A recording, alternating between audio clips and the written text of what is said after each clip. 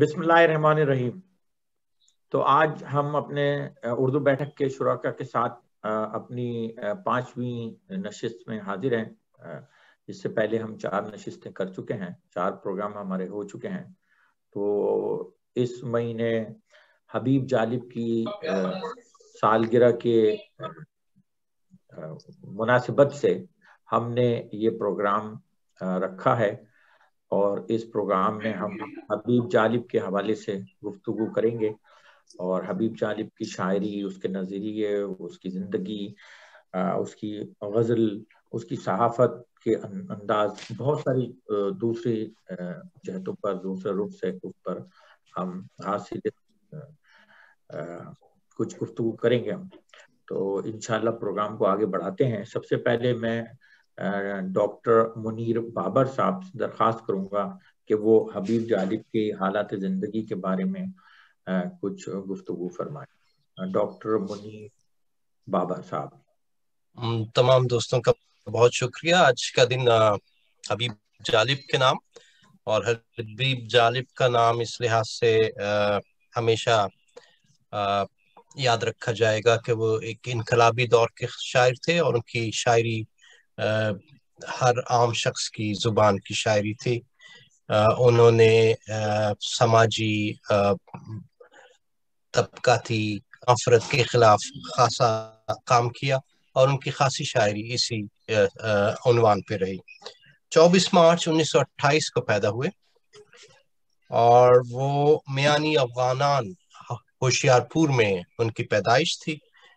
اصل نام ان کا حبیب احمد تھا، اور جس گھرانے سے تعلق تھا وہ خاصا غریب گھرانہ تھا۔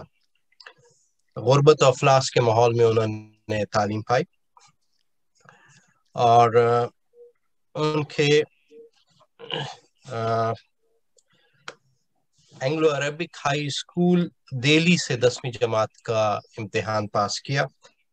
بعد government high school Jacob line Karachi میں مزید تعلیم کے لیے گئے۔ روزنامہ جنگ اور پھر لائل پور ٹیکسٹائل مل میں روزگار کے لیے سلسلے میں منسلک ہوئے۔ انہوں نے جب پارٹیشن ہوئی اس کے بعد ہجرت کی پاکستان، اور کئی جگہوں سے ہوتے ہوئے آخر کار لاہور آ کر قیام کیا۔ 1900 لیکن آزادی کے بعد پہلی مرتبہ وہ کراچی آئے، اور کچھ عرصہ وہ کسان رہنما حیدر بخش جتوئی کی سندھ ہاری تحریک میں کام کیا۔ یہیں پہ وہ وقت تھا جہاں پر انہوں نے معاشرتی ناانصافیوں کو محسوس کیا، اور اس وقت ان کے دل میں معاشرتی ناہمواریوں کے خلاف جرأت اظہار پیدا ہوا، اور وہیں سے ان کی نظموں کا موضوع طبقاتی اور معاشرتی اور معاشی ناہمواریوں پر بنا۔ 1956 میں وہ لاہور آ گئے کہ جو شاعری ہے ظاہر ہے کہ اس میں بہت ساری شاعری ایسی ہے جو کہ غزلوں کے اوپر مشتمل ہے، لیکن جو شہرۂ آفاق شاعری ہے وہ ان کی سیاسی شاعری ہے۔ ان کی سیاسی شاعری ہے، اور وہ سیاسی شاعری میں انہوں نے ایوب خان اور یحییٰ خان کی دور عامریت میں متعدد بار قید و بند کی صعوبتیں برداشت کی۔ جالب کو 1960 کے عشرے میں جیل جانا پڑا، اور وہاں پر انہوں نے کچھ اشعار لکھے جنہیں سر مقتل کے عنوان سے شائع کیا گیا، لیکن اس وقت کی حکومت نے اس کو ضبط کر لیا تھا، لیکن انہوں نے لکھنا نہیں چھوڑا۔ جالب نے 1960 اور 70 کی عشروں میں بہت سی خوبصورت شاعری کی، جس میں انہوں نے اس وقت کے مارشل لاء کے خلاف احتجاج کیا۔ ایوب خان کے دور میں ان کی شاعری میں نہیں مانتا میں نہیں مانتا خاصی مشہور ہوئی، جو آج تک جی ہاں جو کہ آج تک بہت سے سیاسی رہنما اپنی تقاریر میں یوز کرتے رہتے ہیں۔ اس کے علاوہ 1970 کے انتخابات کے بعد جب جنرل یحییٰ خان کی حکومت تھی اور اقتدار اکثریتی پارٹی کو منتقل نہیں کیا گیا، बल्कि वहाँ पर गोलियां बरसाई गई मशरकी पाकिस्तान में।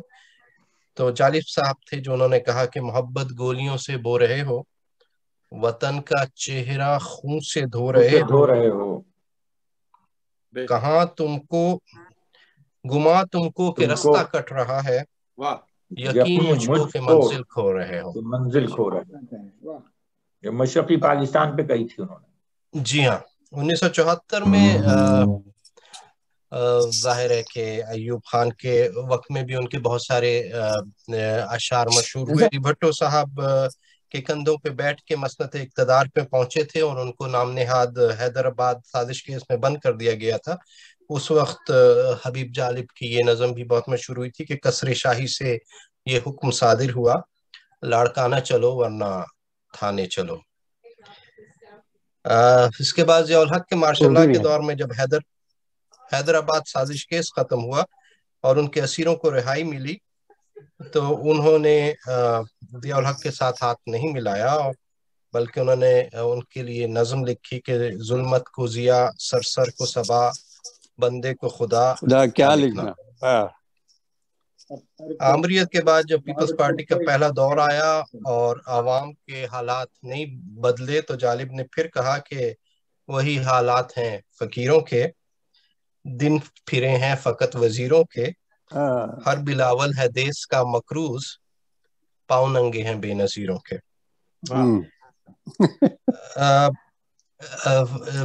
जनाब हबीब जालिब ने बहुत सारे अदबी और शेरी मजमूए लिखे, जिनमें सिरात मुस्तकीम, जिक्र बहते खून का, गुम्बते बेदर, कुलियात हबीब जालिब, इस शहर खराबी में, गोशे हैं कफ्स के और हरफ हक शामिल है। इसके अलावा उनके मुख्तलिफ गीत मुख्तलिफ फिल्मों में भी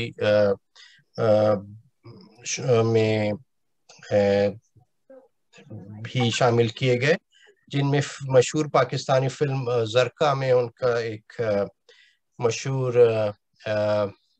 गीत था, रक्स जंजीर पहन के भी किया जा सकता। इसके अलावा उन्होंने जिन फिल्मों के लिए गीत लिखे, जिनमें हम एक हैं, मौत का नशा, नागमिनी, दो रास्ते, जख्मी, भरोसा और कई दीगर फिल्में हैं।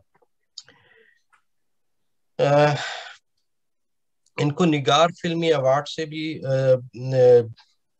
नवाजा गया। इसके अलावा 2006 में इनके नाम से हबीब जालिब अमन अवार्ड का भी इजरा किया गया। कहा जाता है कि इब्तदा में जो हबीब जालिब थे वो जिगर मुरादाबादी से खासे मुतासिर थे।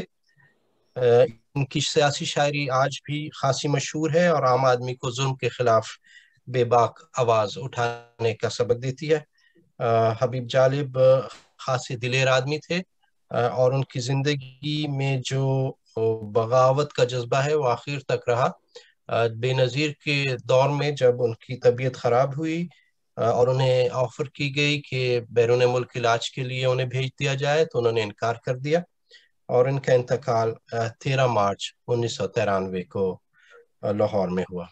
जी मेहताब। बहुत शुक्रिया जनाब डॉक्टर मुनीर साहब, जो आप बता रहे थे। और इसी जद्दोजहद की वजह से जो सियासी जद्दोजहद उन्होंने की, उन्होंने शायरी को आवाम के लिए, एक नजरिए के लिए जो है वो हमेशा शायरी को एक हथियार के तौर पर इस्तेमाल किया। इसीलिए तमाम हुकूमतें उनसे खौफजदा रहीं, चाहे वो अयूब खान का दौर हो, याया खान का दौर हो, खुद जुल्फ़िकार अली भुट्टो का दौर हो, खुद बेनज़ीर का दौर हो, वो हर दौर में अपने नजरिए के साथ डटे रहे और कहते रहे वही, कितना सकूत है, कितना सकूत है रसनोदार की तरफ, कितना सकूत है रसनोदार की तरफ, आता है कौन जुर्रते इजहार की तरफ, आता है कौन जुर्रते इजहार की तरफ, दश्ते वफा में आबला पा कोई अब नहीं, दश्ते वफा में आबला पा कोई अब नहीं, सब जा रहे हैं साये दीवार की तरफ, सब जा रहे हैं साये दीवार की तरफ, और कसरे शही से कहते हैं निकलेगा महरे नो, شہی سے کہتے ہیں نکلے گا مہر نو، اہل خیرت ہیں اس لیے سرکار کی طرف، میرے خیرت ہیں اس لیے سرکار کی طرف، باقی جہاں میں رہ گیا جالب کا نام ہی، باقی جہاں میں رہ گیا جالب کا نام ہی، ہر چند ایک ہجوم تھا اغیار کی طرف، ہر چند ایک ہجوم تھا اغیار کی طرف۔ وہ لکھنے میں ملتمس ہوں جناب ڈاکٹر مہتاب بھائی کہ لکھنے پہ وہ کیا خوب کہتے ہیں کہ انہی کا حبیب جالب کا ہی شعر ہے کہ دشمنوں نے جو دشمنی کی ہے، دشمنوں نے جو دشمنی کی ہے، دوستوں نے بھی کیا کمی کی ہے، اور خاموشی پر ہیں لوگ زیر عتاب، خاموشی پر ہیں لوگ زیر عتاب، ہم نے پھر بھی بات بھی کی ہے۔ بالکل بالکل، ہم نے تو بات بھی کی ہے۔ ہاں اپنے پروگرام کو آگے بڑھاتے ہیں، اور ہم جناب ڈاکٹر مبشر زیدی صاحب سے درخواست کریں گے کہ وہ حبیب جالب کی عوامی نظریات اور انقلابی نظریات اور سیاسی شاعری اور سیاسی فکر کے اوپر کچھ روشنی ڈالیں۔ ڈاکٹر مبشر زیدی صاحب۔ بہت بہت شکریہ تمام دوستوں کا، السلام علیکم، اس محفل میں شرکت کا بھی شکریہ۔ حبیب جالب صاحب کے بارے میں، ان کے حالات زندگی کے بارے میں بابر بھائی نے ابھی تفصیل سے بیان کیا۔ بڑی غربت اور کم وسائل والے گھرانے میں ان کی پرورش ہوئی، اور جیسا کہ بابر بھائی نے بتایا کہ وہ پاکستان ہے، پہلے وہ کراچی آئے تھے، ہوشیار پور مشرق پنجاب سے پہلے کراچی آئے، اور کراچی سے پھر 56 یا 58 میں وہ لاہور موو ہوئے تھے۔ اس کی ایک وجہ یہ بتاتے ہیں کہ ان کا جو بہت سارے رشتے دار تھے وہ لاہور میں سیٹل تھے، اور ان کی ایک بہن تھی رشیدہ، تو حبیب جالب صاحب کا خیال تھا کہ وہاں پہ ان کا رشتہ ملنے میں آسانی ہوگی، تو انہوں نے لکھا، اس لیے وہ وہاں سے کراچی اس زمانے میں دارالخلافہ تھا، مرکز تھا ادب کا، لاہور بھی بہت بڑا مرکز تھا۔ تو بہرحال یہ جہاں تک ان کے سیاسی نظریے کی اگر بات کی جائے تو جالب کے نظریے کو اگر ایک لفظ میں بیان کیا جائے تو وہ ہے مزاحمت۔ تو ان کا نظریہ بھی مزاحمت کا نظریہ تھا، اور ان کی شاعری بھی جو ہے وہ مزاحمت ہی کی شاعری تھی، چاہے ایوب خان سے لے کے اور پھر ضیاء الحق اور یحییٰ اور بھٹو کی جو سول آمری تھی اس کے خلاف بھی ان کی آواز جو ہے ہمیشہ بلند رہی، اور اس کے نتیجے میں ہر دور میں سارے، چاہے وہ ڈکٹیٹرز کا ہو چاہے وہ جمہوریت کا ہو، انہوں نے قید و بند کی صحبتیں جی لی۔ اور ان کو عوامی شاعر کا جو لقب دیا گیا حبیب جالب کو، وہ یہ دلچسپ بات ہے کہ وہ فیض صاحب نے دی، فیض احمد فیض نے ان کو عوامی شاعر کا لقب دیا۔ اور ایک جگہ انتظار حسین صاحب بڑی دلچسپ بات لکھتے ہیں کہ حبیب جالب جو ہے وہ اردو شاعری کا اپنی نوعیت کا دوسرا کردار ہے، پہلے نذیر اکبر آبادی تھے۔ تو یہ کہتے ہیں کہ شاعر یا تو مشاعرے کے راستے آتا ہے یا ادبی رسالوں کے توسط سے، لیکن جالب جو ہے وہ ایک تیسرے راستے سے ادب کی اقلیم میں داخل ہوئے، اور وہ ہے قومی سیاست کا راستہ۔ تو یہ جالب صاحب کا اگر ابتدا سے دیکھا جائے تو 58 میں ایوب خان کا ماشاء اللہ لگا، 59 میں ماشاء اللہ اپنے عروج پہ تھا اس وقت، تو اس وقت ریڈیو پاکستان پہ ایک مشاعرے کا انعقاد کیا گیا، وہاں زیادہ تر جو بھی شعراء کرام مدعو تھے انہوں نے پاکستان کی محبت میں غزل اور قطعے وغیرہ پڑھ دی۔ اچھا، اس زمانے میں ریکارڈنگ کا رجحان نہیں ہوتا تھا، وہ سہولتیں بھی نہیں تھیں، وہ پروگرام لائیو جاتا تھا، تو جو بھی آ کے لوگ پڑھتے تھے وہ اسی طرح سے نشر ہو رہا ہوتا تھا۔ تو اس کے بعد پھر ایک نوجوان شاعر جو ہیں ان کی باری آئی، تو وہ جو شاعر صاحب نوجوان جو آئے تھے وہ اتنے معروف بھی نہیں تھے اس وقت، تو انہوں نے اسکرپٹ سے ہٹ کے انہوں نے کچھ یوں اپنا کلام کہنا شروع کیا کہ کہیں گیس کا دھواں ہے کہیں گولیوں کی بارش، کہیں گیس کا دھواں ہے کہیں گولیوں کی بارش، شب عہد کم نگاہی تمہیں کس طرح سنائے۔ تو مطلب اب یہ ان کا آغاز تھا، اب یہ آغاز تو ہوا لیکن وہ تھوڑی دیر کے بعد ہی ریڈیو پہ اسٹیشن پہ ریڈ ہو گیا، وہاں پہنچ گئے، اب پروگرام جو ہے وہ بیچ میں بند کر دیا گیا، شاعر صاحب بھی گرفتار ہو گئے، اور ریڈیو کے جو ڈائریکٹر تھے اسٹیشن کے راول کے وہ بھی گرفتار ہو گئے اگلے دن، اور یہ شاعر جو تھے حبیب جالب صاحب تھے ہمارے، اور اس کے بعد ان پہ بین لگ گیا۔ اب اس زمانے میں ٹی وی تو تھا نہیں، تو جو بھی شاعر کا جو یعنی کلام لوگوں تک پہنچتا تھا اس کا ذریعہ تو ریڈیو ہوتا تھا یا ادبی رسالے ہوتے تھے، اخبار ہوتے تھے، ان سب پہ تو بین لگ گیا. اب آخری جو ذریعہ بچتا تھا وہ یہ گلیوں چوراہوں سڑکوں مشاعروں اور عوامی جلسوں کا تھا.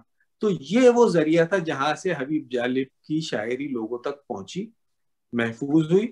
پرنٹ میڈیا پہ تو پابندی تھی, وہاں تو ماشاء اللہ کا پورا دور تھا. تو یہ ان کا آغاز تھا.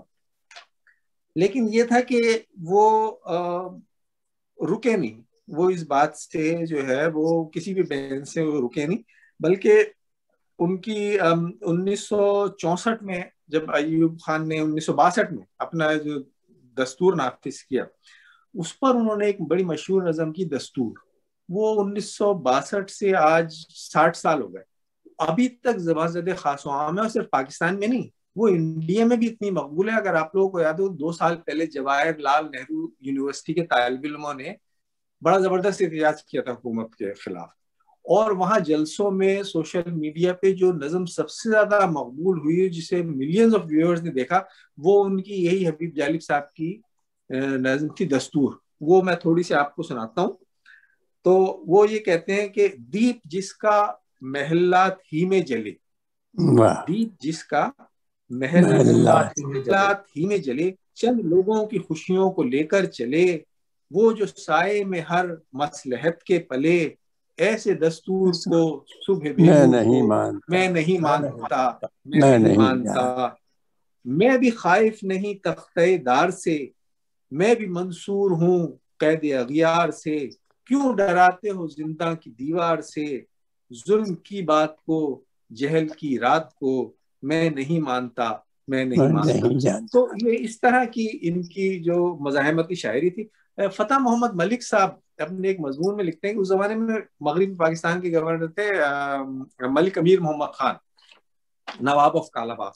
وہ بڑے جابر اور عامرانہ مزاج کے مالک تھے اور بڑی خونخوار شخصیت تھی ان کی, لیکن اپنی تمام تر جاگیردانہ رعونت اور خونخواری کے باوجود وہ جالب کی آواز کو نہیں دبا سکے اور ان کو خاموش کرنے میں ناکام رہے. تو وہ اپنے خود ہی اپنے الفاظ میں اپنی ناکامی کا اعتراف کچھ اس طرح کرتے ہیں کہ میں اپنے دور حکومت میں صرف ایک شخص سے عاجز آیا اور وہ تھا حبیب جالب. میں اس کا کچھ بھی نہیں بگاڑ سکا. اگر اس کی زمین ہوتی تو میں چھین لیتا, جائیداد ہوتی تو ضبط کر لیتا, کھیت ہوتے تو جلا ڈالتا, سرمایہ ہوتا تو تگنی کا ناچ نچا دیتا, مگر اس کے پاس شاعری تھی اور شاعر کا ضمیر جس کا میں کچھ بھی نہ بگاڑ سکا.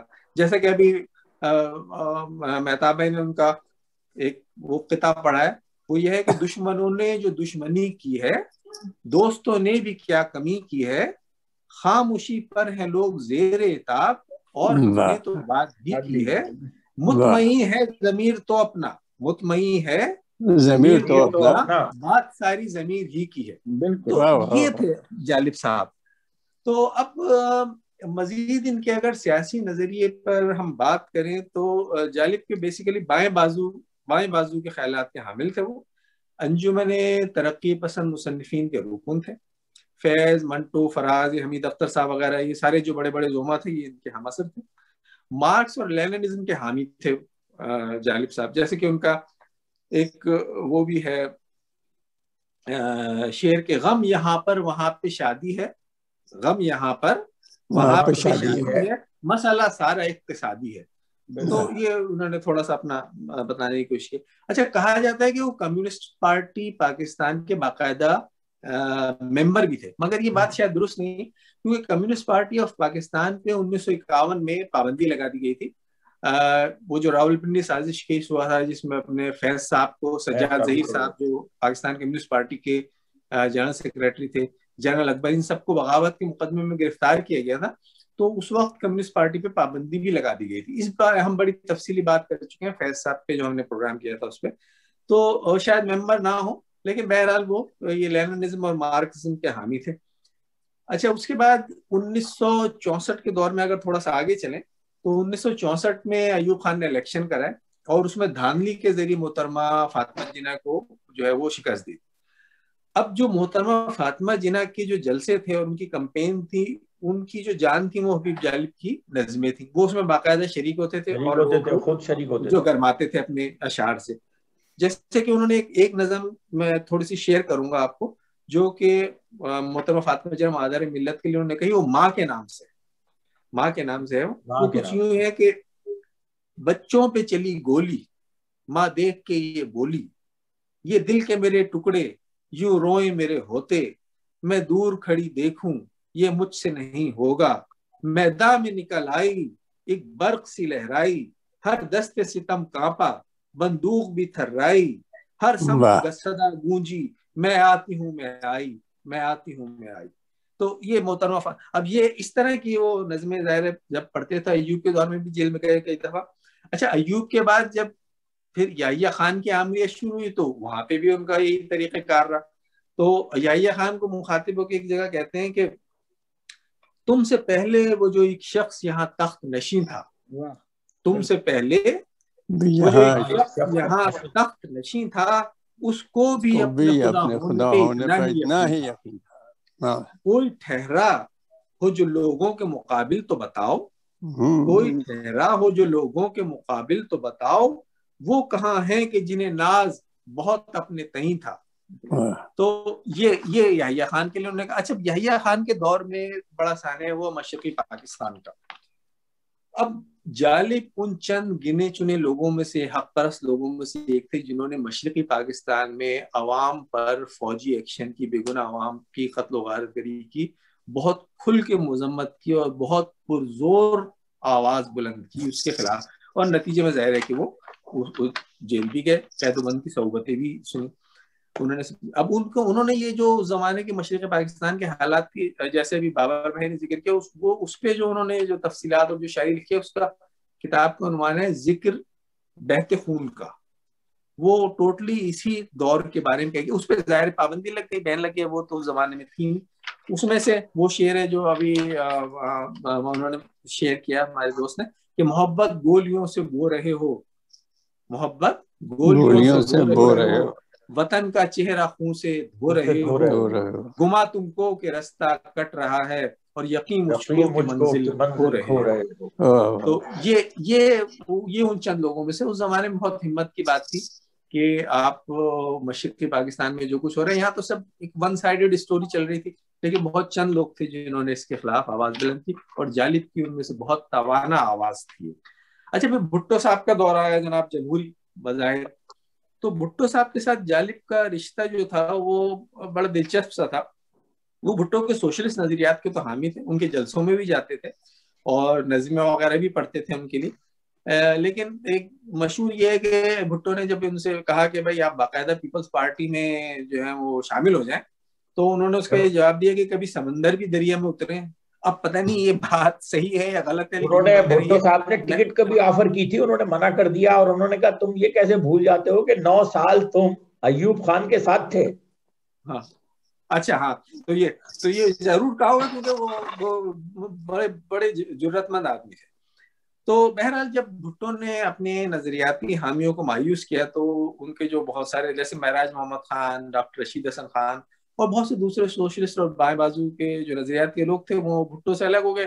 اسی طرح جالب صاحب بھی ان کے مخالف ہو گئے، ان کے خلاف انہوں نے نظمیں بھی کہیں جیسے وہ لڑکانے چلو ورنہ تھانے چلو. میں نے اس کا تھوڑا سا مختلف بیک گراؤنڈ سنا ہے، وہ پتہ نہیں صحیح ہے یا غلط ہے، کہ وہ کسی فنکارہ کو پرفارمنس کے لیے لڑکانے بلایا گیا، زبردستی لے گئے تھے لڑکانے، اداکارہ تھی. ہاں اسی کے تناظر میں ہے، یہ رقص زنجیر پہن کر بھی کیا جاتا ہے. اچھا نہیں مطلب بھائی آپ لوگ اگر مجھے ایک منٹ میں آپ کو تھوڑا سا سناتا ہوں کہ اگر آپ مجھے ایک منٹ ذرا تصحیح کر دینے دیں. اپنے ہونٹوں کی خوشبو لٹانے چلو، اپنے ہونٹوں کی خوشبو لٹانے چلو، گیت گانے چلو ورنہ تھانے چلو.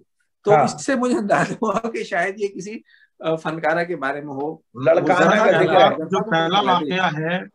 جو پہلا واقعہ ہے وہ اداکارہ نیلو کے متعلق ہے، جنہیں کہ امیر محمد خان صاحب نے طلب کیا تھا اور وہ جانا نہیں چاہتی تھی، لیکن پھر انہیں اٹھا لیا گیا اور ان کو جو تھا زبردستی وہاں لے جا کر رقص کرایا گیا، جس پر معذرت کے ساتھ جالب صاحب نے ایک نظم کہی تھی. وہ نظم بعد میں تھوڑا سا ماڈیفائی ہو کے ریاض شاہد صاحب نے اپنی فلم کے لیے اڈاپٹ کی، رقص زنجیر پہن کر بھی کیا جاتا ہے. جب بھٹو صاحب کا زمانہ آیا تو چونکہ یہ ہمارے یہاں جو فیوڈلزم ہے اس کی ایک کنٹینیویشن ہے، تو یہ کیسے ہو سکتا تھا کہ دوسرے فیوڈل پیچھے رہتے، تو ان کے دور میں اداکارہ ممتاز کو اٹھایا تھی وہ، اور جب ممتاز کو اور ان کو اچھا اتفاق کی بات کہ دونوں دفعہ جن کی خدمت میں پیش کیا جانا تھا وہ شاہ ایران صاحب تھے. تو جب جب ممتاز صاحبہ کا واقعہ کراچی میں طارق عزیز ایک اسٹوڈیو میں بیٹھے تھے، وہاں یہ خبر پہنچی تو طارق عزیز نے کہا کہ اگر جالب صاحب آج ہوتے یہاں ہوتے کراچی میں تو وہ اس پہ ضرور کچھ اور لکھتے. تو یہ خبر جو تھا یہ جالب صاحب کو لاہور میں ملی. انہوں نے کہا میرا وہاں ہونا ضروری نہیں ہے، میں اس پہ لکھ دیتا ہوں. اور پھر انہوں نے لاڑکانے چلو ورنہ تھانے چلو، کیونکہ دو الگ الگ انسیڈنسز ہیں، ان کو تصحیح کر دی. نہیں یہ بہت اچھا طاہر بھائی، آپ نے بہت اچھے یہ کلیئر کر دیا.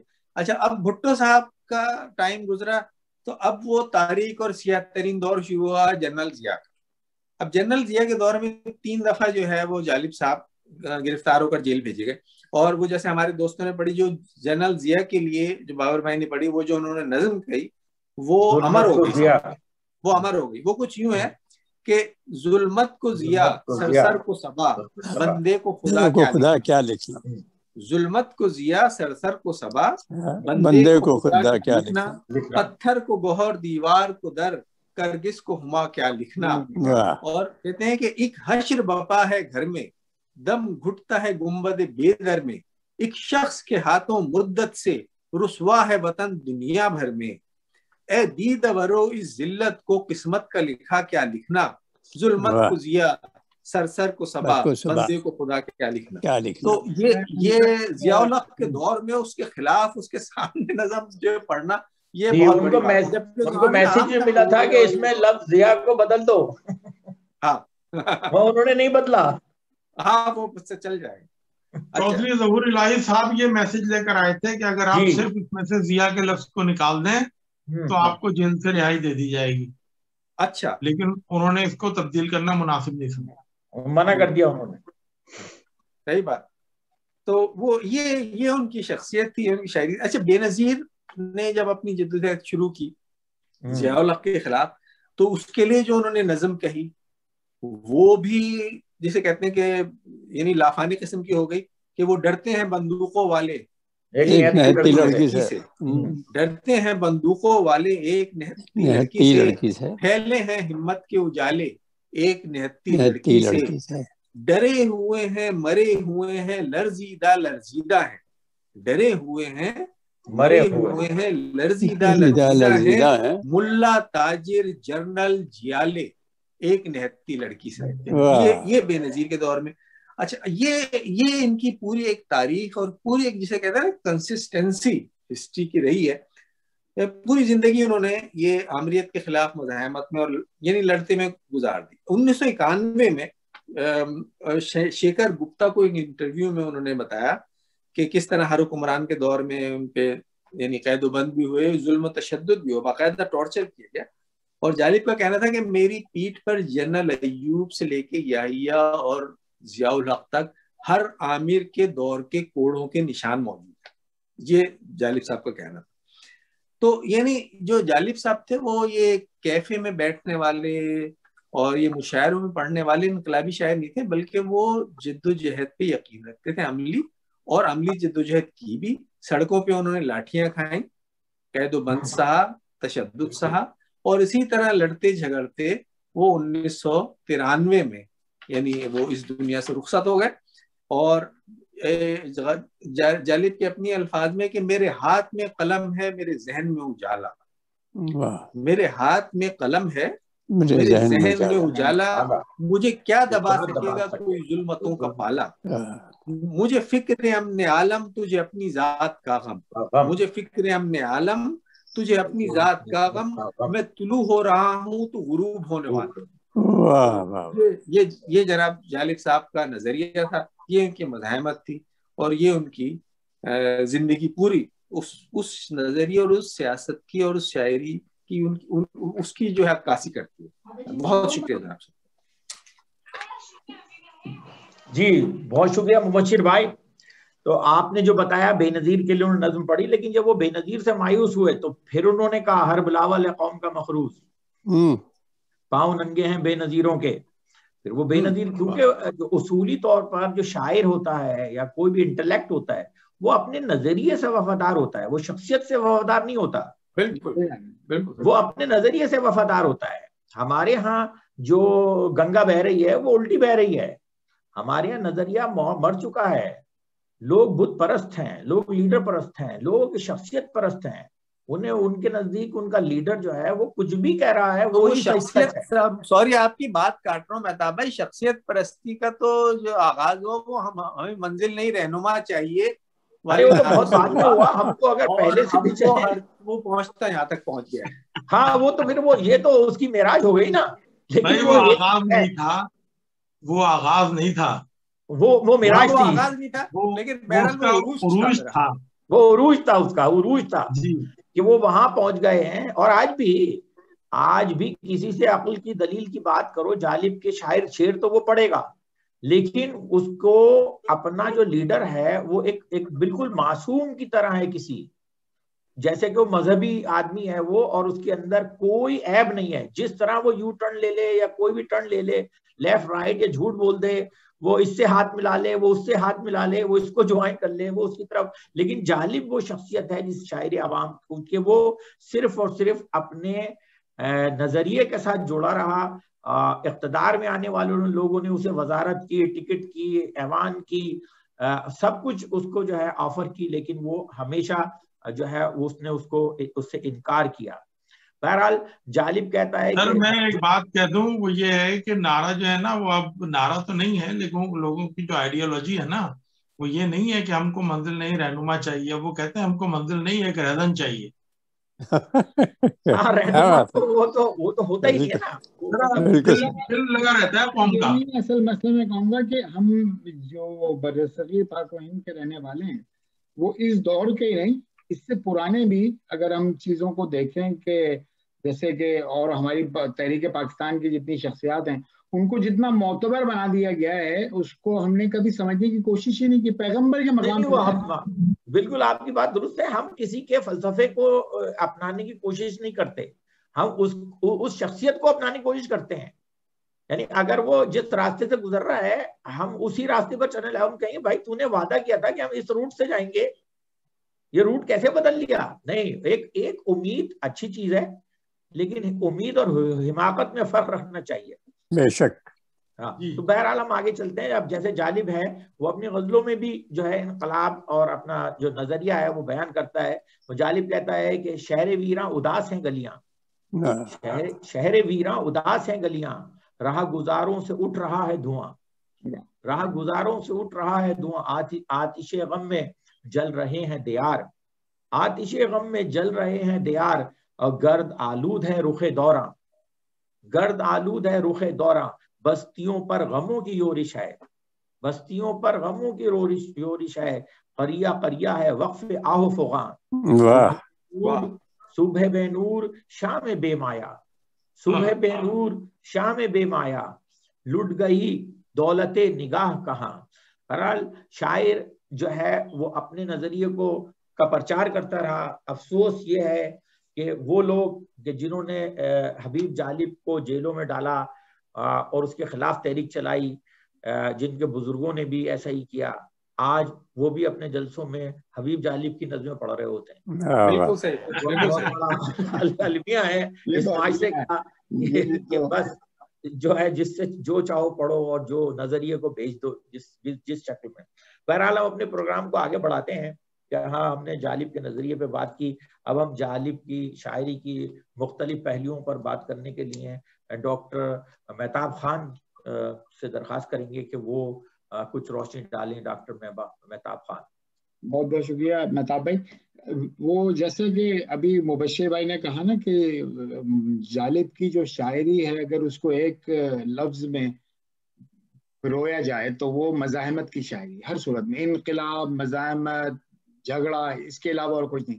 اچھا جب میں اس بارے میں سوچنے لگا جالب کی جتنی بھی شاعری پڑھی تو سوائے انقلاب کے کچھ نہ ملا، تو میں نے اپنا ایک ٹاسک یہ نکالا تھا کہ ان کی کوئی ایسی شاعری جس میں کہ شاید انقلاب نہ ہو تو وہ ڈھونڈی جائے. تو اس میں سے کچھ چیزیں ہیں جو میں شیئر کرنا چاہوں گا کہ یہ اور بات تیری گلی میں نہ آئے ہم، اور بات تیری گلی میں نہ آئے ہم، لیکن یہ کیا کہ تیرا شہر تیرا چھوڑ جائیں ہم، مدت ہوئے کوئے بتاں کی طرف گئے، آوارگی سے دل کو کہاں تک بچائیں ہم، شاید بقید زیست یہ ساتھ نہ آ سکے، شاید بقید زیست یہ ساتھ نہ آ سکے، تم داستان شوق سنو اور سنائیں ہم۔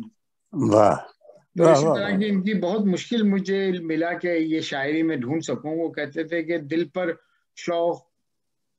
پر شوق کو پہلو میں دبائے رکھا، دل پر شوق کو پہلو میں دبائے رکھنا، تجھ سے اور بھی ہم نے تیرا پیار چھپائے رکھا، چھوڑ اس بات کو اے دوست کہ تجھ سے پہلے ہم نے کس کو خیالوں میں بسائے رکھا۔ اچھا، مزے کی بات یہ ہے کہ اگر ان کی آپ شاعری سنیں تو ایسا لگتا ہے جیسے مجھے مرثیے کا گمان ہوتا تھا جب بھی، جیسے وہ کہتے ہیں کہ ابھی بڑی اچھی طریقے سے آپ نے جیسے پڑھی، میں کوشش کروں گا کہ اس انداز میں پڑھ سکوں۔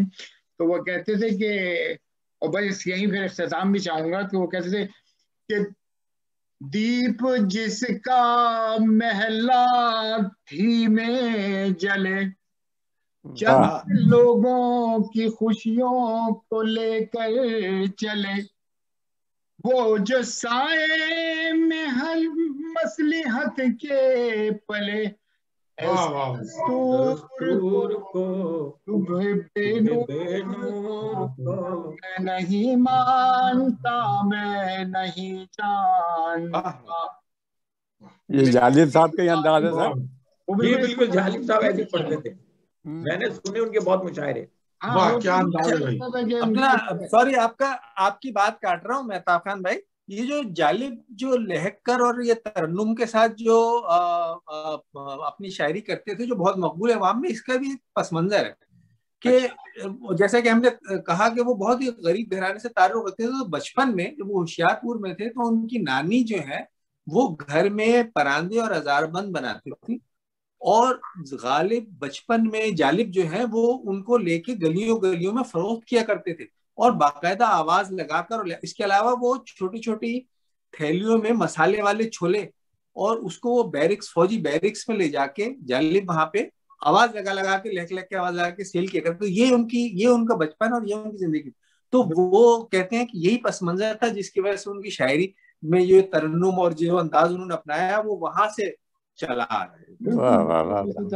اچھا، وہ جو ابھی آپ نے یہ دستور، ابھی اس کے 2 بند آپ نے ابھی سنائے بھی تھے شروع میں، تو میں نے کہا اس کو بغیر اس کو پورا نہ کیا جائے تو میرے خیال میں بڑا اس کے ساتھ وہ ہوگا۔ وہ کہتے تھے اگلے اس میں کہ پھول شاخوں پہ کھلنے لگے تم کہو، پھول شاخوں پہ کھلنے لگے تم کہو، جام رندوں کو ملنے لگے تم کہو، چاک سینوں کے سلنے لگے تم کہو، اس کھلے جھوٹ کو ذہن کی لوٹ کو میں نہیں مانتا، میں نہیں جانتا، اور تم نے لوٹا ہے صدیوں ہمارا سکون، تم نے لوٹا ہے صدیوں ہمارا سکون، اب نہ ہم پر چلے گا تمہارا فسوں، چارہ گر درد مندوں کے بنتے ہو کیوں، تم نہیں چارہ گر کوئی مانے مگر میں نہیں مانتا، تم نہیں چارہ گر کوئی مانے مگر میں نہیں مانتا، میں نہیں جانتا۔ بہت بہت شکریہ مہتاب بھائی۔ یہ ڈاکٹر مہتاب خان جو ہے وہ جالب کی شاعری پر روشنی ڈال رہے تھے۔ اب میں جناب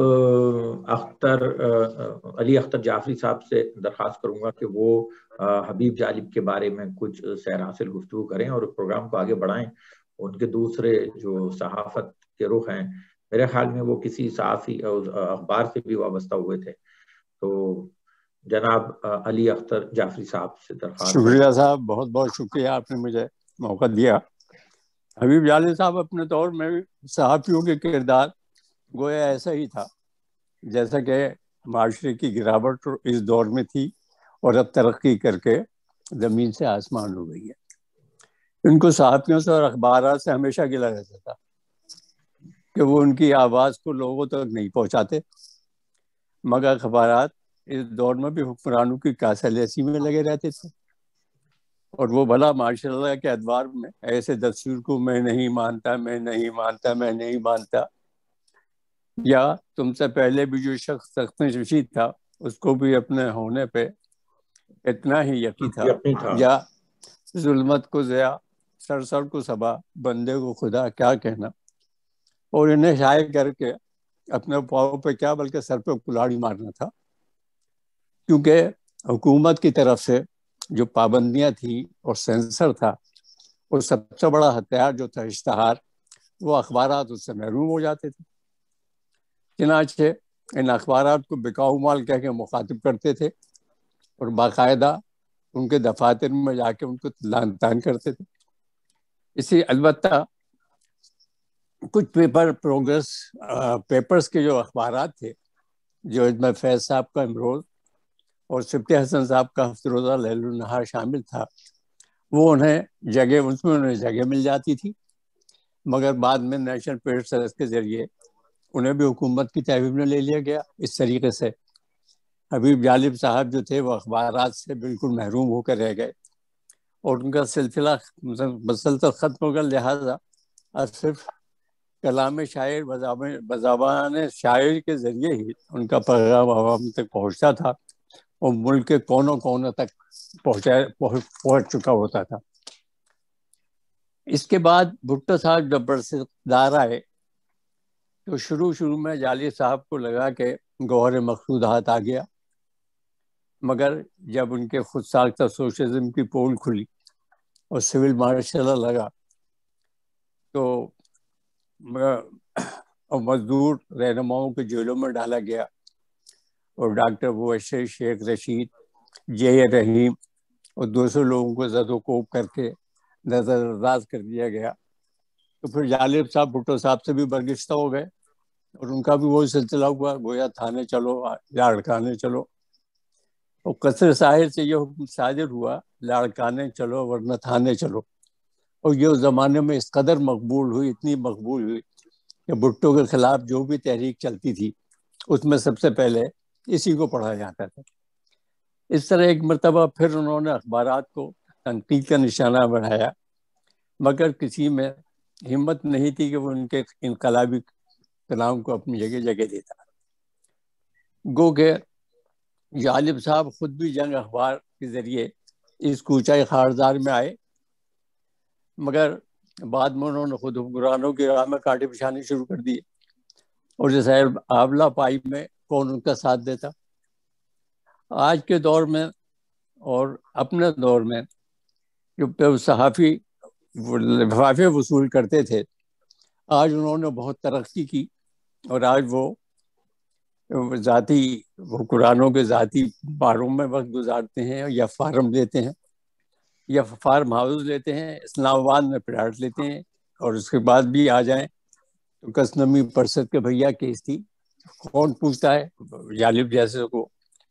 حبیب جالب کی شاعری میں ہر دور میں غاصبوں، لٹوروں، خائنوں کے خلاف ایک احتجاج ہے۔ جیسے انہوں نے بے نظیر کے بارے میں لکھا کہ ڈرتے ہیں بندوق والے ایک ننھی لڑکی ہے، اور یہی نظم انہوں نے بعد میں ملالہ یوسفزئی کے لیے بھی استعمال کی گئی۔ ان کا کلام جو تھا وہ ہر دور کے مظلوم اور پسے ہوئے لوگوں کے لیے ایک ترانے کا درجہ رکھتا تھا۔ کے بعد انہوں نے جو اپنے دور میں ابن البخت اور مافیا ایسے صحافیوں کے لیے کہا تھا کہ پھول شاخوں پہ کھلنے لگے تم کہو، جام رندوں کو ملنے لگے تم کہو، اس کھلے جھوٹ کو، ذہن کی لوٹ کو میں نہیں مانتا، میں نہیں جانتا۔ مگر وہ آج کے دور میں بھی کچھ یہی کہتے ہیں کہ انہوں نے کل صحافیوں کے لیے کہا تھا، وہ آج صحافیوں کے لیے ہیں۔ بڑی تاریخی بات کہہ گئے کہ قوم کی بہتری کا چھوڑ خیال، فکر تعمیر ملک دل سے نگال، بے ضمیری کا کیا ہو، اور بے ضمیری کا اور کیا ہو قال، اب قلم سے تو ہزار بند ڈال۔ تو صحافیوں کو یہ نکتہ کہہ کے فرق یہ ہے کہ ان کے دور میں صحافت کے بدن پہ ہزار تو تھا، اب تو ایک ہی حمام میں سبھی ننگے ہیں۔ مگر حبیب جالب صاحب کا کلام اگر پاکستانی پریس میں، یہاں اخبارات میں شائع ہوا، تو آج آپ دیکھیے کہ آج کے دور میں وہ ساری دنیا میں گایا جا رہا ہے. اور دہلی میں شاہ باغ میں جو جلسے جس میں ہزاروں افراد تھے, اس میں رات دن جالب کا کلام پڑھا جاتا رہا. اور ہندوستان کے ہر بڑے اخبار کی شہ سرخیوں میں یہ کہا جاتا تھا کہ پاکستانی صحافی حبیب جالب کے بیان کو لوگوں نے ترانہ بنا لیا ہے. اور حالات یہ تھے کہ جب ہزاروں کے افراد دیکھو گے دیپ جس کا محلات میں جلے, چند لوگوں کی خوشیوں کو لے کر چلے, ایسے دستور کو صبح بے نور کو میں نہیں جانتا, میں نہیں جانتا. نہ صرف وہاں بلکہ آج جو کسانوں کے وہاں پہ ہو رہے ہیں دہلی میں, ہزاروں لوگ یہ پڑھ رہے ہیں, گا رہے ہیں. اور یہ بالکل اسی طریقے سے ہے جیسے کمیونسٹوں کا ایک ترانہ ہے انٹرنیشنل, اسی طریقے سے حبیب جالب کا کلام جو ہے وہ دنیا کے ہر مظلوم اور پسرے ہوئے لوگوں کے لیے ایک ترانہ بن کر رہ گیا ہے. اور آج صورتحال یہ ہے کہ ہندوستان کا اخبار ہندو ہو, امرت پتریکا ہو, ہندوستان ٹائمز ہو, بلکہ الجزیرہ, ان کی شہ سرخیاں جو ہیں ان میں حبیب جالب کا نام لکھا ہوا ہے. جو بہت خوش ہوتے کہ چلو کسی نے تو مجھے جگہ دی. بہت شکریہ, تھینک یو سر. بہت شکریہ. یہ جناب علی اختر جعفری صاحب جو ہے حبیب جالب کے صحافیوں کے ساتھ جو تعلق تھے اور جو شکایات تھیں ان کو بیان کر رہے تھے.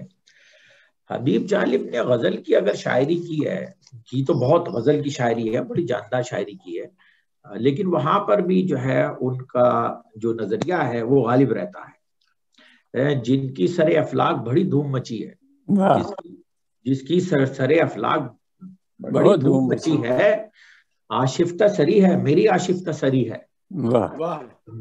آشفتہ سری ہے میری آشفتہ سری ہے, اور مل جائیں کہیں وہ بھی تو ان کو بھی سنائیں, مل جائیں کہیں وہ بھی تو ان کو بھی سنائیں.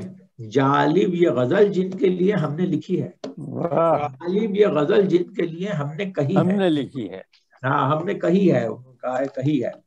تو بہرحال اپنی اس بیٹھک کی گفتگو کو آگے بڑھاتے ہیں, اور اب جناب ڈاکٹر طاہر نقوی صاحب سے درخواست کریں گے کہ وہ کچھ روشنی ڈالیں جالب اور ان کے ہم عصر شعراء, ان کے معاصر, ان کے بارے میں کیا رائے رکھتے تھے اور لوگوں نے کیا کچھ ان کے بارے میں لکھا ہے. تو اس پر روشنی ڈالنے کے لیے جناب ڈاکٹر طاہر نقوی صاحب سے درخواست ہے کہ وہ کچھ گفتگو کو آگے بڑھائیں. بہت شکریہ تجلی نقوی صاحب. معاصرین کا ذکر انشاءاللہ میں ابھی کرتا ہوں, لیکن پہلے ایک دو باتیں اور. ایک تو جیسے کہ جعفری صاحب نے کہا کہ وہ اپنی ابتدائی زندگی میں تھوڑے عرصے کے لیے روزنامہ جنگ اور پھر کچھ عرصے کے لیے روزنامہ امروز سے بھی وابستہ رہے. ایک مشاعرے میں یہ جو تھا یہ پڑھنے گئے, اور وہاں پر انہوں نے جو نظم پڑھی تو وہ نظم جو تھی وہ جو وہاں پر خواص موجود تھے ان کو بہت پسند آئی, اور ان میں کوہ نور ٹیکسٹائل مل کے جو مالک تھے وہ بھی شامل تھے. تو انہوں نے جالب صاحب کو بلایا اور پوچھا بھائی آپ کیا کرتے ہیں؟ انہوں نے کہا جی میں تو یہی کرتا ہوں آج کل. کرنے لگے اچھا ملازمت تو ہے نہیں. انہوں نے کہا آپ ایسا کریں میرے پاس ملازم ہوتے ہیں. تو یہ باقاعدہ انہوں نے manual labour as a labour کام کیا کوہ نور ٹیکسٹائل مل میں.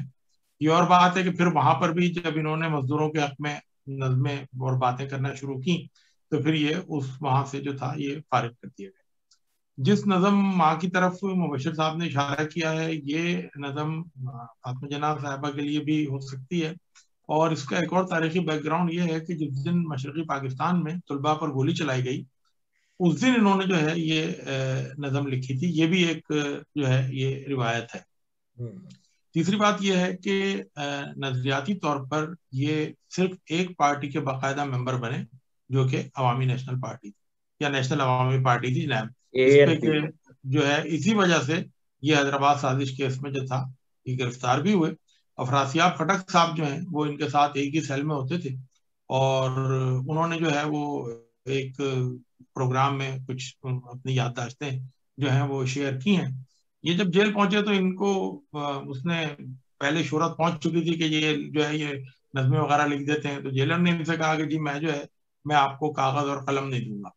تو انہوں نے کہا مجھے کاغذ اور قلم کی کوئی ضرورت نہیں ہے, مجھے اپنی شاعری کے لیے کسی کاغذ اور قلم کی ضرورت نہیں ہے. اس کے ساتھ ایک سپاہی کھڑا تھا. تو جالب صاحب نے کہا میں अपनी शायरी इसको सुना दूंगा, ये बाहर जाके 4 लोगों को और सुना देगा, कल परसों तक ये पॉपुलर हो जाएगी, तुम फिक्र नहीं करो, कागज कलम नहीं देना तो नहीं।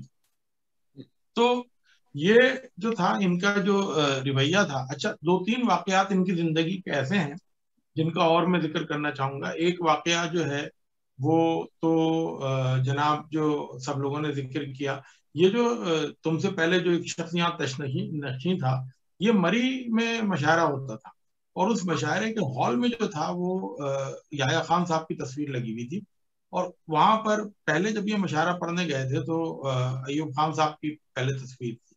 तो ये जो शेर है कि तुमसे पहले जो एक शख्स यहाँ तशनशी था, ये उस तस्वीर की तरफ इशारा करके पढ़ा गया था।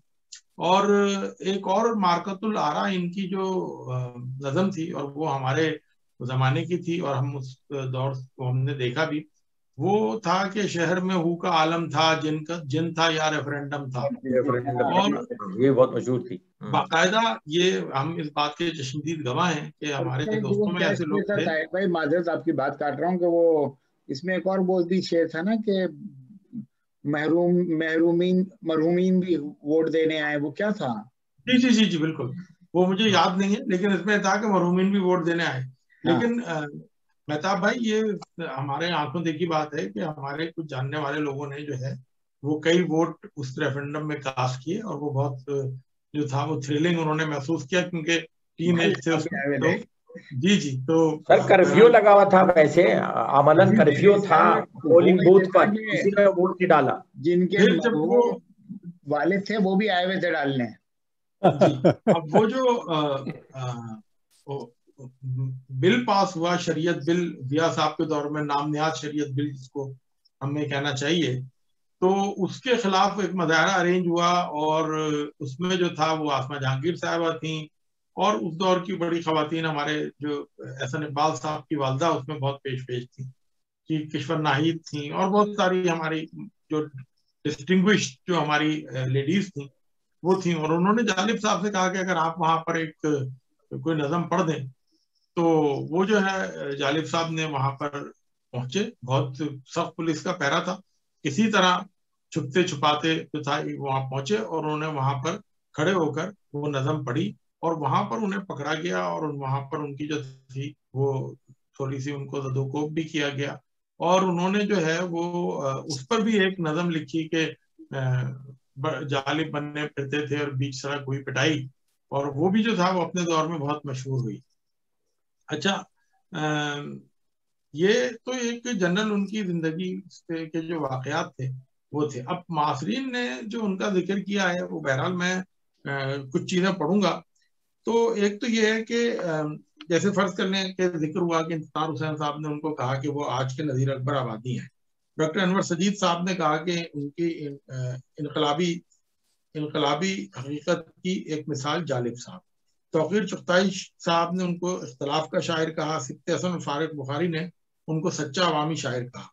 सलीम अख्तर साहब ने उनके लिए कहा कि वो अछूत शायर हैं, और इबादत बरेलवी साहब ने उनको नजरिए का शायर करार दिया।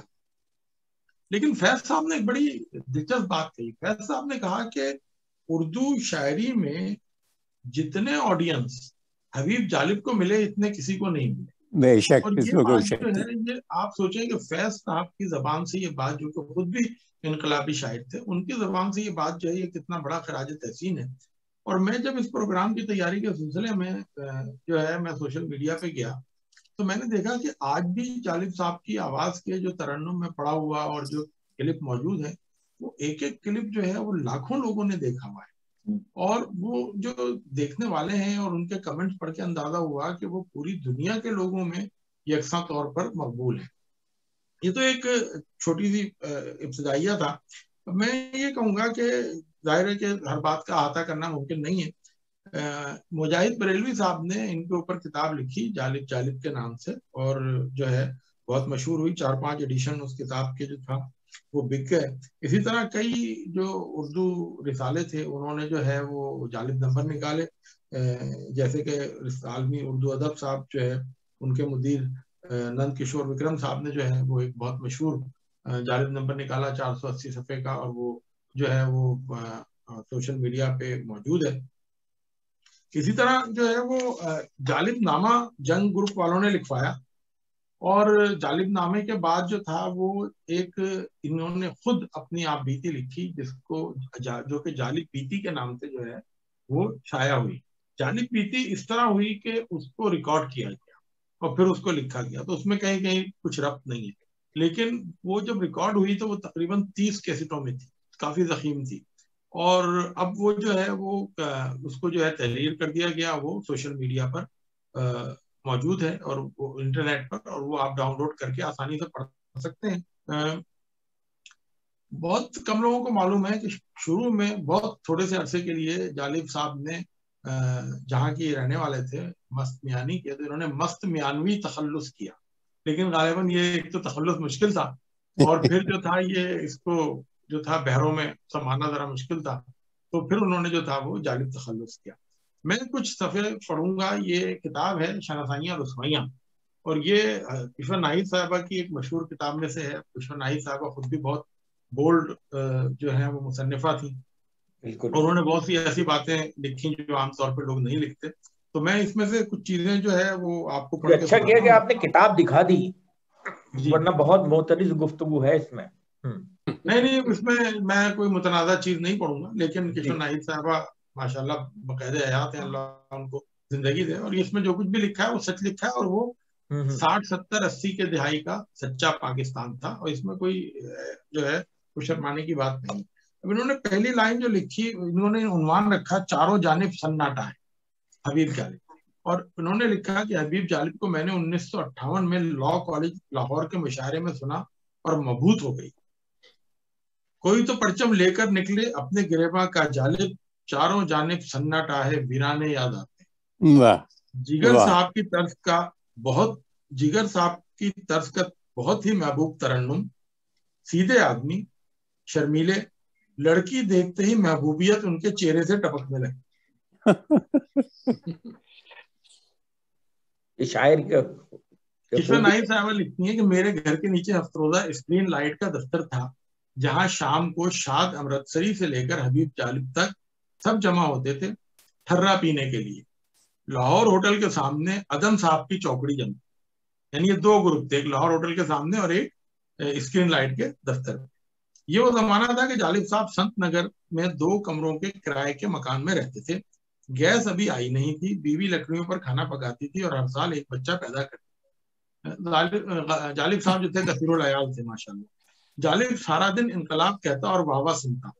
شام کے لیے سامان کرنے کو اکثر رجت پسند اخبار کے مالک سے پیسے لے آتا اور نظم شائع کرنے کو دے آتا. اچھا, ابھی جو بات ہو رہی تھی, انہوں نے اپنی ایک نظم کے لیے لکھا ہے کہ جس دن یہ وہ نظم دے کر آئے اور یہ شائع ہوئی اور اگلے دن اخبار بکنے نکلا, تو 60s میں اس دن اخبار بلیک میں 5 روپے کا بکا. یعنی اس وقت غالباً اخبار کی قیمت جو تھی 8 آنے ہوگی, میرے خیال سے 4 آنے ہوگی, لیکن وہ اخبار جو تھا وہ 5 روپے کا بکا. اچھا, 1965 میں جنگ سے کوئی 1 ماہ پہلے تجمل حسین نے ضد کی کہ ایک مشاعرہ امن کے حوالے سے کرنا ہے اور تم نے آرگنائز کرنا ہے, یعنی کشور ناہید صاحبہ نے کہا. یہ بھی گیا کہ جالب سے کہو کہ کشمیر اور امن کے حوالے سے ایک نظم لکھے. میں نے جالب صاحب کو ایک بیئر کی بوتل پکڑائی, کمرہ کیا بند اور کہا کہ اب نظم لکھ کر باہر آئیں گے تو پھر ہم کھانا کھائیں. بس کوئی گھنٹہ گزرا ہوگا, جالب صاحب صحن میں تھے. نظم تھی ظلم رہے اور امن بھی ہو, کیا ممکن ہے تم ہی کہو. بعد میں جب ریاض شاہد نے زرقہ فلم بنائی تو اس میں یہ نظم شامل تھی جسے نور جہاں نے گایا. ضیاء الحق اور ایوب خان کے زمانے میں بیچارے جالب کو کوئی ڈپٹی کمشنر اپنے شہر میں مشاعرہ پڑھنے نہیں آنے دیتا تھا اور کہیں روزی نہیں تھی. ویسے یہی ڈپٹی کمشنر کسی دوسرے کے گھر جا کر جالب کو بہت شوق سے سنتے تھے. اور یہ وہی ایٹیٹیوڈ ہے جو کہ ہم نے فیض صاحب کے بارے میں بھی کہا کہ وہ لوگ جو تھے وہ تنہائی میں فیض کو سنتے تھے اور صبح جو ہے جا کر ان کو جو ہے وہ ڈیٹین کرنے کے یا جو ہے وہ ملک چھوڑنے کے آرڈرز جو تھا ان کو سائن کرتے تھے. بہرحال میں چند لائنیں پڑھوں گا. اچھا, یہ تو جالب صاحب کو فلیش کھیلنے کا بہت شوق تھا. عید سے اگلے دن میرے گھر دوستوں کا اجتماع ہوتا ہے, اس میں فلیش کھیلنا بھی شامل ہوتا. اس کے علاوہ جب احمد فراز لاہور آئے ہوتے تو رات کو جاوید شاہین, منو بھائی, ہاشم خان, اکرام اللہ, یوسف کامران اور حبیب جالب کی نشست فلیش کے لیے ہوتی تھی. اکثر لوگ چالاکی سے جالب کے پتے دیکھ لیتے پھر ان کے ساتھ بلائنڈ پہ بلائنڈ کھیلے جاتے. میں منع کرتی جالب صاحب کو تو وہ پتے کو 10,000 روپے کا کہہ کر اگلی بلائنڈ کھیل لیتے. نشست ختم ہوتی تو جالب صاحب لاکھوں ہار چکے ہوتے. ایسی محفلوں میں بھی جیتنے والا پھر احمد فراز نکلتا۔ ان کے انتقال کے بعد بے نظیر صاحبہ نے تعویت کرتے ہوئے بیگم جالب سے کہا آپ کی کیا مدد کر سکتی ہوں؟ اس بے بدل خاتون نے جواب دیا جب میرے شوہر نے زندگی میں آپ سے کچھ نہیں لیا تو میں کیا لے سکتی ہوں؟ جالب صاحب نے اپنی سیاسی پارٹی بنائی تھی، اب یہ میرے علم میں نہیں تھا لیکن یہ میرے خیال سے وہ این پی کے تھے، لیکن انہوں نے لکھا ہے جب ولی خان نے کہا کہ ہماری پارٹی میں اپنی پارٹی ضم کر لو تو گویا ہوئے سمندر دریاؤں میں نہیں ملا کرتے ہیں۔ یہ وہ بات ہے جو مبشر صاحب نے غالباً بھٹو صاحب کے حوالے سے بھٹو صاحب کو انہوں نے بالکل ہی منع کر دیا تھا کہ ان کی پارٹی جوائن نہیں کریں گے۔ اب انہوں نے لکھا ہے کہ وہ جس نے 1970 کا الیکشن باغبان پورا سے لڑا، ہر شخص اس کی نظمیں اس کا ترنم سننے آتا تھا، اس کے مد مقابل امیدوار تمبو دیگوں والے تھے، جالب کو 770 ووٹ ملے، مخالف جیت گیا۔ اور یہ وہی بات ہے جو ہم ابھی کر رہے تھے کہ جی وہ قوم تو کہتی ہے کہ ہمیں رہزن چاہیے، تو جو ہے، اور ہم نے علی صاحب کے پروگرام میں بھی ذکر کیا تھا کہ علی صاحب نے بھی الیکشن لڑا تھا اور وہ بھی ناکام ہوئے تھے، اور یہ ہماری ایک بہت ساری سیاسی پارٹیوں کو یہ گلا ہے کہ جی جب ہم جو ہے وہ پڑھے لکھے لوگوں کو ٹکٹ دیتے ہیں تو عوام ان کو ووٹ نہیں دیتے، اور پھر عوام یہ کہتے ہیں کہ جی ہمارے حکمران جو ہیں وہ صحیح نہیں ہے۔ اچھا، بہت ہی خوبصورت بات لکھی کہ جالب صاحب کے لیے کہ انہیں نہ کبھی کسی امیر شخص کو دیکھ کر رشک آیا اور نہ کبھی اپنی مالی حالت پر افسوس یا برہمی کا اظہار۔ جس دن ان کا انتقال ہوا بارش نے ان کو غسل دیا اور لاہور کا ہر شخص ان کو اپنے کندھے پر لے کر چلنے کے لیے بےتاب تھا۔ لپٹی کفن میں میت جالب کو دیکھ کر کل آسماں کی اشک فشانی نہ تھم سکتی۔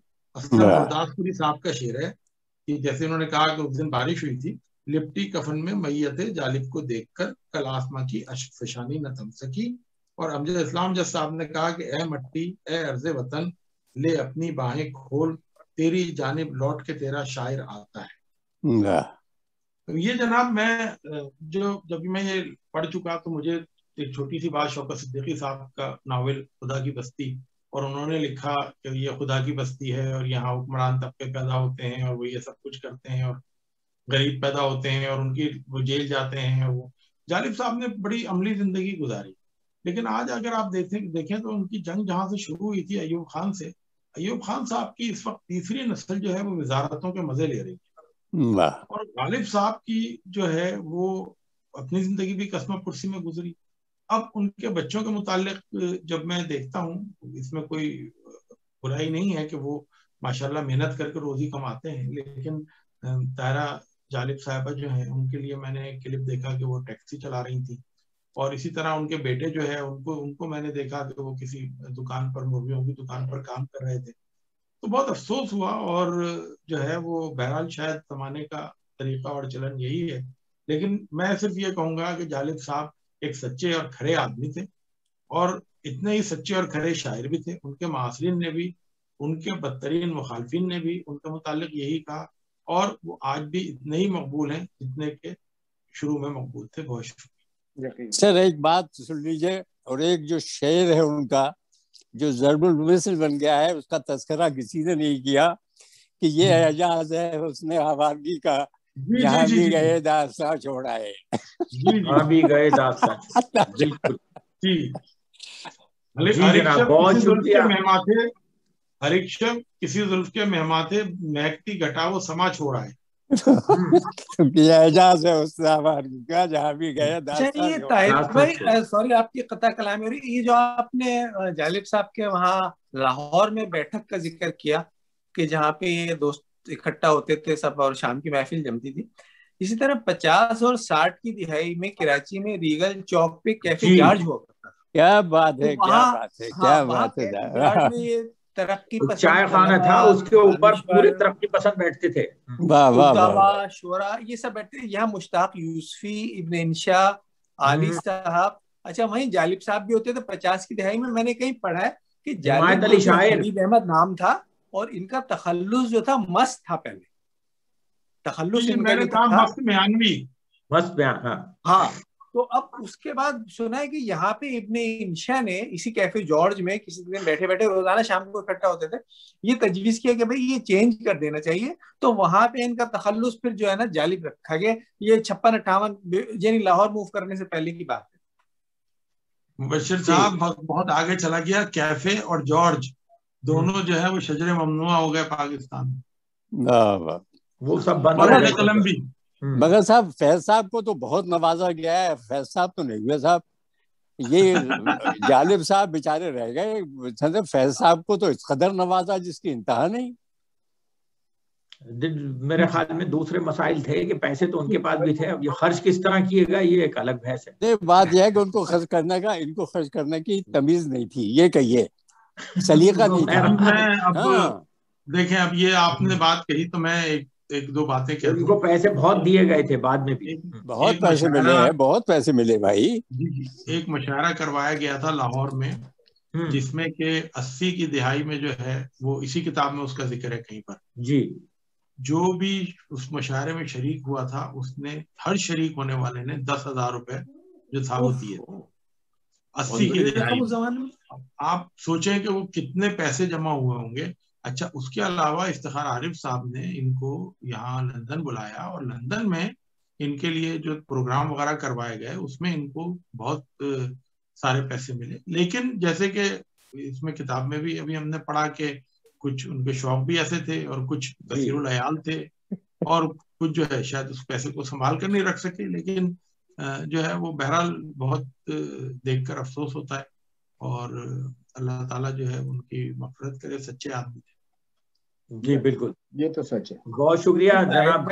80 90 92 93 میں سیزیرین سیکشن کرانے کے ہمیں 500 روپے ملتے تھے, اور یہ 10,000 روپے وہاں شعر پڑھنے کے لے گئی. یہ کھلا تضاد نہیں ہے؟ بہت سارے تضادات ہیں, لیکن اب ذاتی زندگی اور بہت ہی نجی زندگی کے اوپر روشنی ڈالنے سے اجتناب کرتے ہوئے ہم اس پروگرام کو آگے بڑھاتے ہیں. یعنی مبشر صاحب یہ تو 200 سیزیرین کے برابر ہو گیا. جی جی جی جی جی. آج جالب صاحب کا ایک مشاعرہ میں نے جو ہے اٹینڈ کیا تھا, میں اس میں بیٹھا ہوا تھا جب جالب صاحب پڑھ رہے تھے. سعادت امروہہ کا مشاعرہ تھا کراچی میں, اور ہم کوئی ہوں گے میٹرک میں یا انٹر میں اس زمانے میں, اور وہ بڑی اپنے جو انداز تھا ان کا ادائیگی کا, اس میں وہ انہوں نے ایک نظم پڑھی. اپنے جیل کے حالات بتا رہے تھے وہ, کہ جیل میں ان کی بیوی ملنے آئی ان سے. اس سلاخ کے مطلب جیل کے اندر وہ تھے, سلاخوں کے باہر بیوی تھیں, یہ سلاخوں کے اندر تھے. تو وہ اپنی وہاں پر کس طرح انہوں نے اس کو بیان کیا کہ جو ہو نہ سکی بات وہ چہروں سے آیا تھی, جو ہو نہ سکی بات وہ چہروں سے آیا تھی, حالات کا ماتم تھا ملاقات کہاں تھی. حالات کا ماتم تھا ملاقات کہاں تھی, اور یکساں ہے میری جان قفس ہو کے نشے من. یکساں ہے میری جان قفس ہو کے نشے من, انسان کی توقیر یہاں ہے نہ وہاں تھی. اور صیاد نے یوں ہی تو قفس میں نہیں ڈالا, صیاد نے یوں ہی تو قفس میں نہیں ڈالا, مشہور گلستان میں بہت میری فغاں تھی. گلستان میں بہت میری فغاں تھی, اور تو ایک حقیقت ہے میری جان میری ہمدم. تو ایک حقیقت ہے, بیوی سے کہہ رہے ہیں کہ تو ایک حقیقت ہے میری جان میری ہمدم, جو تھی میری غزلوں میں وہ ایک وہم و گما تھی. جو تھی میری غزلوں میں وہ ایک وہ وہم و گما تھی. چلے ہم اس کی انہی اشعار کے ساتھ اس پروگرام کو جو ہے اختتام کرتے ہیں, ختم کرتے ہیں, اور انشاءاللہ ہم اگلی نشست میں جو ہے کسی اور پروگرام کے ساتھ قریب حاضر ہوں گے. تمام شرکاء کا بہت بہت شکریہ. فی امان اللہ. فی امان اللہ.